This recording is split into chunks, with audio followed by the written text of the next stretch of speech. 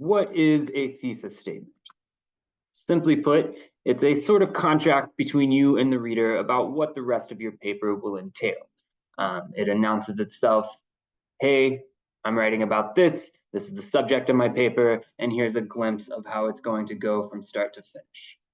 At bottom, it's your unique interpretation of a text in its entirety or some aspect of a text. Oftentimes, great literary analyses focus on something very minute, something very granular to get at this larger idea of what the entire thing is trying to accomplish. To that end, it is usually specific in scope and arguable. And when we say arguable, all we mean is that it is able to be reasonably supported by evidence from the text. So you're not just throwing out a claim without any sort of backup from the book or the story or poem that you're reading. You can bring in specific lines that kind of prove what you're saying is at least reasonable. We can simplify all that by saying a thesis statement says author or text does this by doing that. Right? We want the large idea, but we want the technique or the specifics used to accomplish that idea. So we have a couple of templates here that we can look at that might help us start to understand how this academic language works, and you can put your own ideas into these boxes here. But for instance, in title, author demonstrates or illustrates or shows some important message in the text by technique used to communicate message. Or in title, author uses point of view, symbolism, allusion, some kind of literary technique to accomplish this desired outcome of the literary element used. And then if we think about it a little more broadly in terms of ideology, we could say something like in title by author, the reader can see this idea or influence or impact by looking at the author's use of, again, that literary element or technique used. Now, if you go to the slideshow and click this link, you will find a bevy of other templates to use where you can just start plugging in the texts and authors and ideas that you're working with, but you can absolutely use these templates to structure your thesis statement to get a hang of how they work. Now let's see some of them in action. So a couple of examples here.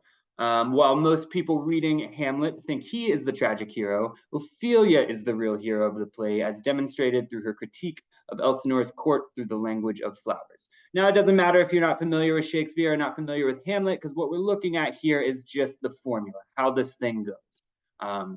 This student is, or this academic is throwing out an interpretation of this text that goes against the grain, and they're saying this is demonstrated by a very specific part of the play. So you can see, again, this contractual relationship.